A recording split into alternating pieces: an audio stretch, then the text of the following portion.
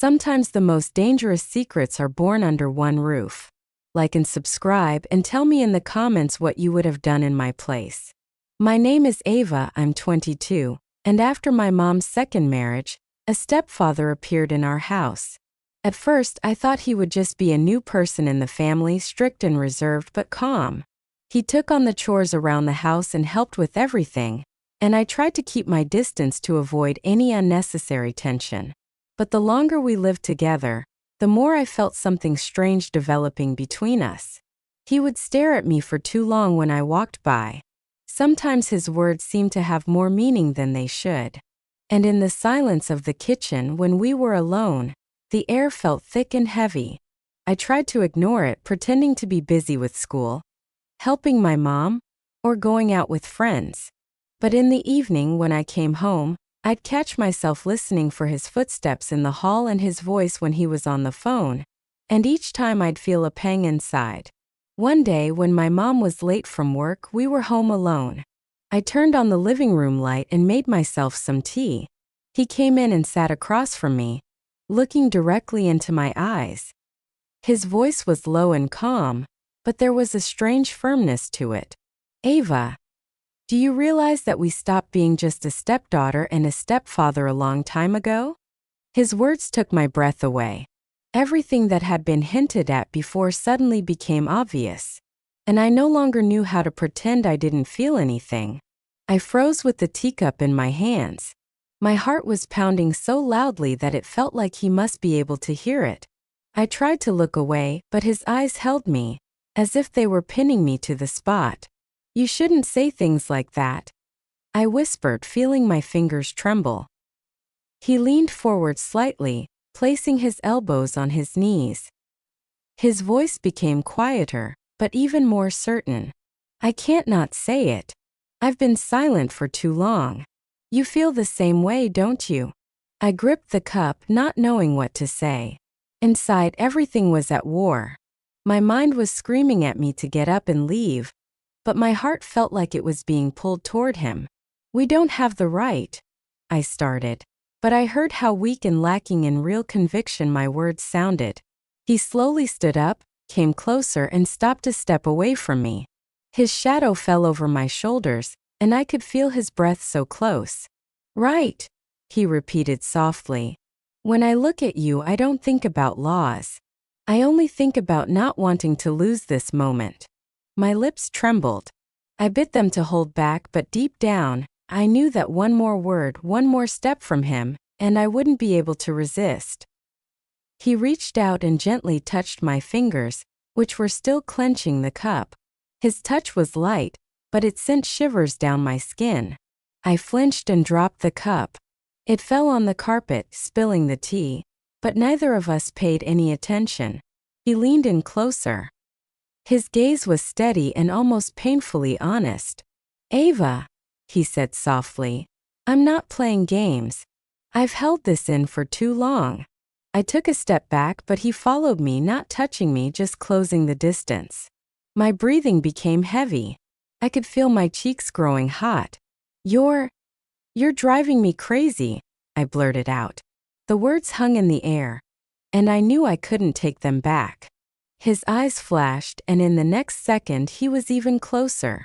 "Then it's not just me," he said in a near whisper. There was only one step left between us, and that thin line felt thinner than air. My knees were shaking as if the ground were giving way beneath me. He stopped right in front of me, and our breaths mingled. His hand slowly rose to my face. His fingers touched my cheek so cautiously, as if he was afraid of scaring me away. "Tell me to push you away," he whispered, "and I'll leave." I closed my eyes. My heart was pounding in my temples, but the words were stuck in my throat. All I could do was not move away. His palm became more confident, warm and strong, and I felt the walls I had built for so long crumble.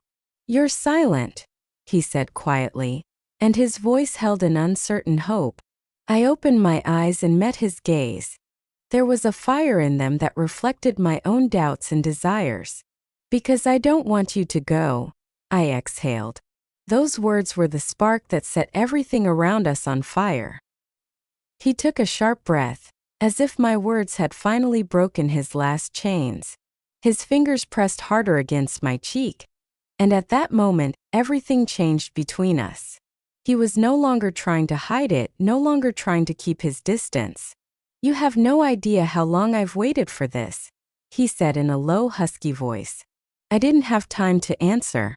His lips were so close I could feel their warmth, and my heart was pounding as if it wanted to break free.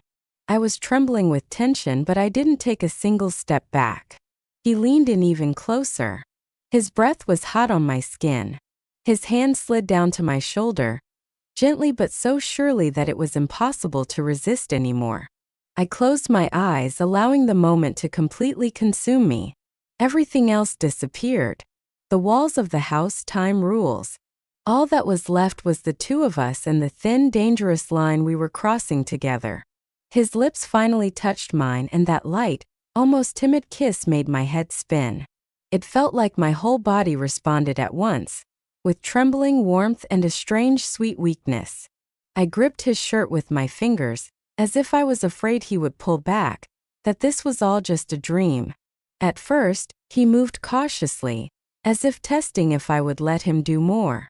But when I kissed him back, a flood of pent-up passion broke through. His hand slid over my shoulders, pulling me closer, and I felt all distance vanish, as if we had never been strangers. "You're mine," he whispered almost unintelligibly, his lips against my skin. My breathing became ragged, and I couldn't find any words. I only knew one thing.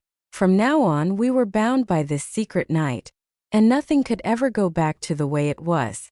His arms held me tightly, and in that embrace, I felt both a strength and a tenderness he had never shown before. Each of his kisses became deeper, more hungry, as if he wanted to make up for all the years of silence and all the prohibitions. I no longer tried to resist. On the contrary, I moved toward him, taking in his breath, his warmth, this whirlwind that had swept us up and left us with no choice. My heart was pounding, but not from fear. From the realization that I had finally allowed myself what I had secretly longed for. He pulled me closer. His whisper was hot and raspy. "I'm not letting you go, Ava. Never." I closed my eyes, clinging to him, and I knew that tonight we had crossed the line for good. We were bound by a forbidden secret that no one should ever know, but which now belonged to both of us. His words burned hotter than fire, and I felt everything inside me turn upside down. He held me to him as if he was afraid to let go for a moment, and there was something untamable and primal in it. His breath hitched, mixing with mine, and every second felt like an eternity. I ran my hand over his face, my fingers gliding over his stubble, and he closed his eyes as if soaking up every one of my touches. His hand found my waist and squeezed tighter, and I could no longer pretend that any of this was an accident or wrong. "You're driving me insane," I breathed out, almost not believing I had said it aloud. He opened his eyes. There was a fire in them that I was drowning in. "Then we're both crazy," he replied in a low, raspy voice. And at that moment I knew there was no turning back. There were no more barriers between us, no more words, just a feeling that had completely consumed us. He leaned in again, his lips brushing against my neck, and that touch took my breath away. I gripped his shoulders, feeling the tense muscles under my fingers, and a shiver ran through my entire body. His voice was muffled, almost a growl. "You have no idea how long I've waited for this moment."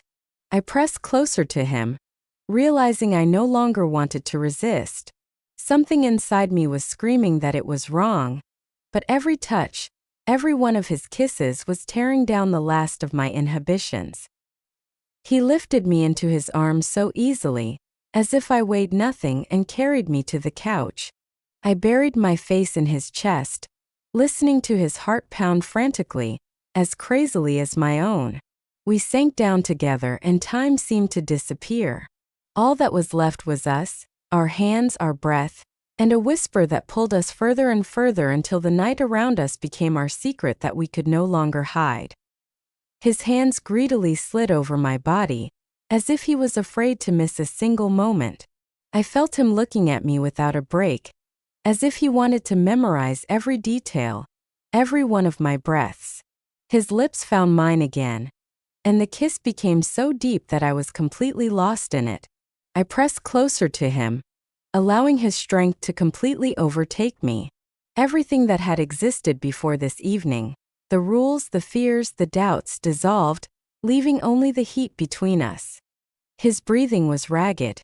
His heart was beating in unison with mine, and I knew there was no going back. He whispered in my ear, "This night will be just ours." And I believed those words more than any promise, because they weren't born in his mind. They came straight from his heart, hot and restless just like my own. This night consumed us completely. We were no longer a stepfather and a stepdaughter. We were just a man and a woman, bound by a forbidden but untamable feeling. His embrace was strong, his whisper was hot, and every moment felt like an eternity. I knew that tomorrow reality would return, and everything would become more complicated. But for this night, we were alone, and no one in the world could take what had happened away from us. And when the sun came up, I realized we had crossed the line forever. The special night had happened between us, the one we could no longer keep silent about.